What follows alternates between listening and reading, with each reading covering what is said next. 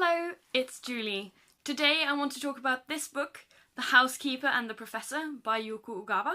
It's about a professor in mathematics whose memory only lasts 80 minutes, a young and practical housekeeper who takes care of him, and her son Root. It's a beautiful and calm book about the relationships we forge. The professor, who isn't ever given another name, looks at the world through numbers and makes sense of people using the numbers that represent them, like birthdays and telephone numbers. The housekeeper is much more down-to-earth and practical, but she has a sense of the beauty of mathematics when she hears it through the professor. She's also very caring and sensitive, and I find her to be sort of a nice head to be inside. The understanding and relationships that are forged during this book is what makes the book really sing.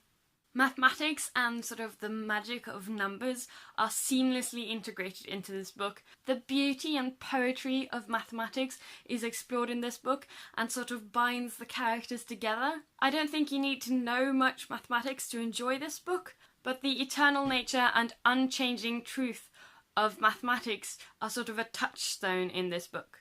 I felt like this element really made for a heightened reading experience. I loved reading this book when I was reading it, but when I put it down, I felt no urgency to pick it up again and keep reading. It was a calm, collected and charming place to be, and a perfect read in a stressful time. There's also the feeling in this book that not one word is wasted, and that behind the simplicity of the words, there are a lot more things to dig up. The language is very clear and unpretentious. It kind of feels like a clear window into this world with nothing getting in the way of the feelings and thoughts that are being brought to you. Above all, this is a book that you feel more than see. Everything isn't at the surface in the words. I was kind of surprised to feel some of the things I felt while reading this book. The images and the feelings and the nostalgia triggered by this book will stay with me for a long time. It felt safe to be between the pages of this book. Whenever I put it down, I felt like I was waking up from a wonderful dream,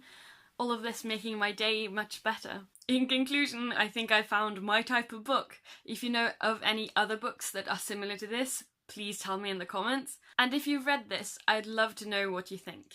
I hope you liked this review, and I'll see you next time. Ha det!